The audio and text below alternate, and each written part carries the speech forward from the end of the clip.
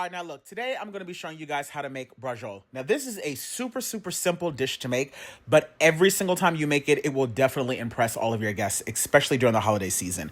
You're going to need flat leaf Italian parsley, about 1/3 of a cup of some red wine, dry red wine, tomato puree, some 4C seasoned breadcrumbs. I'm using top round steak. You're going to need pecorino romano, some garlic, salt, pepper, and olive oil. It really is just that simple, and a little bit of tomato paste. All right, you see that? You see that? You see that? Don't ask me for the damn ingredient list. Now let's go ahead and get into it. Now, just a quick reminder, please make sure that y'all are washing your parsley and also remove the stems. When I tell you this parsley was so damn dirty, there was so much sand and grit all over my cutting board that I had to re-sanitize it completely. So I've minced that down, and I can go on ahead and set that to the side. Now, I'm chopping down about 12 large cloves of garlic here. And then I can also go on ahead and set that to the side. And just so that I make sure that I don't cross-contaminate my breadcrumbs, I'm going to pour a decent amount into a separate bowl. That way, if my gloves do touch it after I've touched the red meat, whatever's left in that bowl, I can just throw away. I'm going to break down this entire block of the pecorino romano because we're going to use all of that. And even if we don't use it all inside of the braciole, you can use it to top it, or you can use it to put inside of your sauce. So now we have everything prepped. The garlic, the breadcrumbs, the salt, pepper, olive oil, our flat leaf Italian parsley, and the pecorino romano. And then I have my food grade string in the background because that's what we're going to use to make sure that we secure the meat itself. Now, once again, like I said, in this particular recipe today, I'm going to be using top round. Now, although that does appear pretty thin, you actually want it as thin as possible. So I'm actually going to cover it with plastic wrap, and then I'm going to use the meat tenderizer side to kind of flatten it out, and then to also help tenderize it, because we're only going to be cooking this in the sauce for about an hour. So you don't really want it that thick. And also by tenderizing it, that will allow the sauce to kind of make its way through the meat inside and out. So right now, you just want to go in and add in some kosher salt, one layer across. You don't need to flip it over. You just need to just do one side. And then I'm going to go in and do the exact same thing with the coarse ground black pepper. Now, this is not finely ground, so there's going to be some pretty large black peppercorns in there. That's just what I prefer. Then I'm also going to go in with the garlic. Now, I will say this. If you know that you and your family are not heavy on garlic, you can be very light-handed with it. And if you don't want fresh garlic, you can use garlic powder, but I'm telling you, just trust me and use fresh garlic. Do not use jarred garlic, okay? Now I'm going in one more time with an even layer of the breadcrumbs. This is going to make sure that the inside of the steak stays nice and juicy and moist and... Ooh, child. My mouth is over here watering, just over here thinking about the damn stuff, and I done already ate it. Then I'm going to go in with that pecorino romano. Now, don't go crazy when you start adding in the cheese. I'm adding in the flat leaf Italian parsley. But when you add in the cheese, you want to make sure that you add in, a nice even layer, but don't go crazy. And additional things that you could add inside of this that I personally don't is you could add pine nuts. You could also add raisins. You can add a combination of both. Some people also like to add prosciutto. Today, I'm keeping mine just straight, simple to the point. And then I'm going to top this off with a little bit of olive oil. That's it. Nothing else goes on the inside. Super simple, really easy to make. You can definitely prep these the day before you actually want to cook them, and that's totally fine.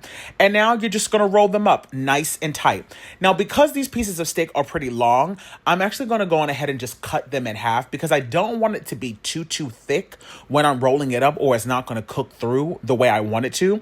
So I'm actually just going to slice it in half. And so now I'm actually getting 2 out of that 1.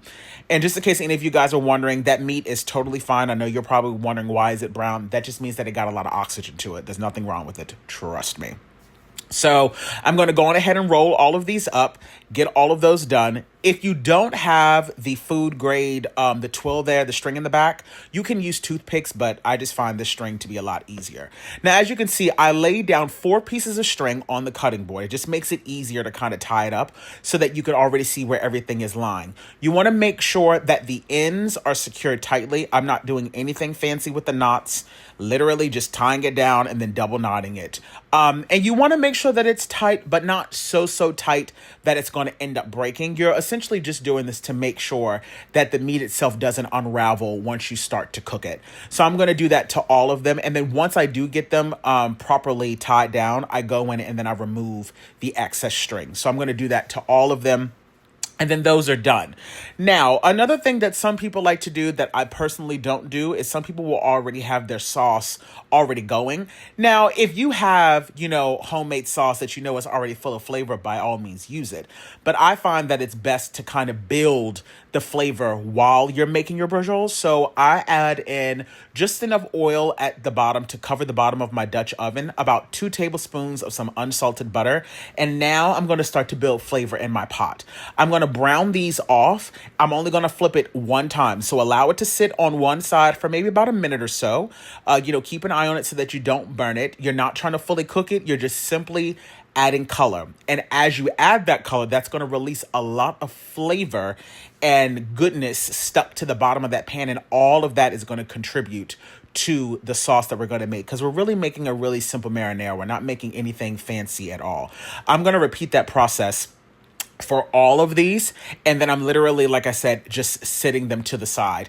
Now, if you find that you have an excess amount of oil, you can remove some of it, but I had the perfect amount left over.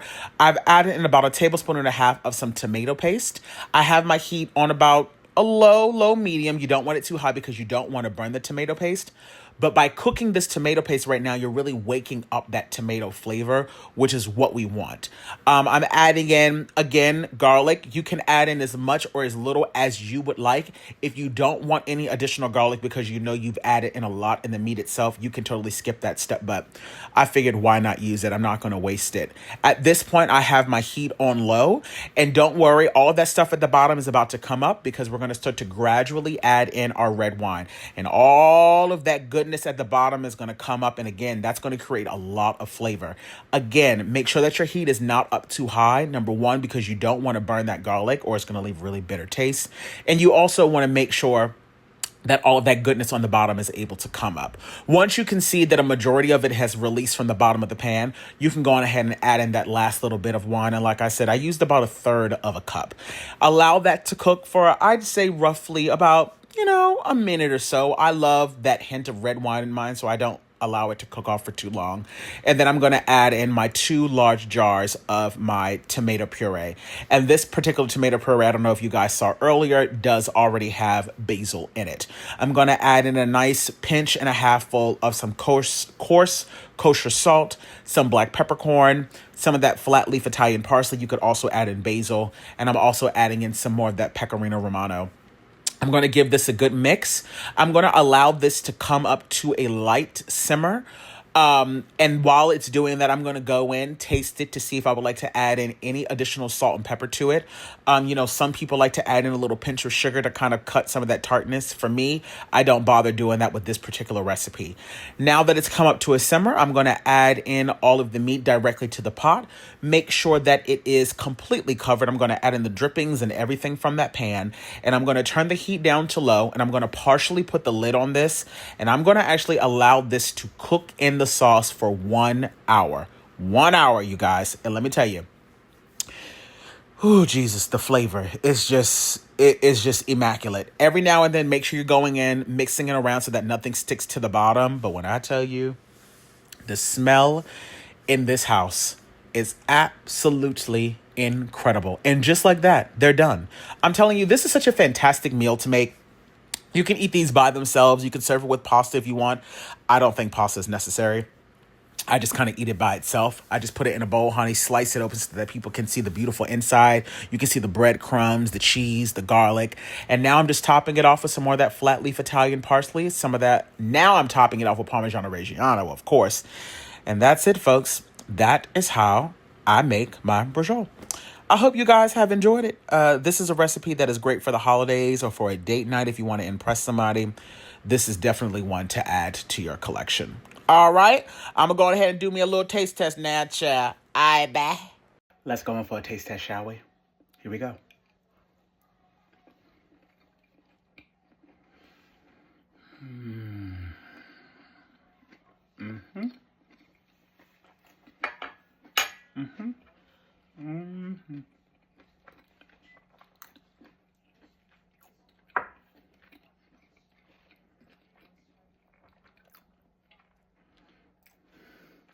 Perfect.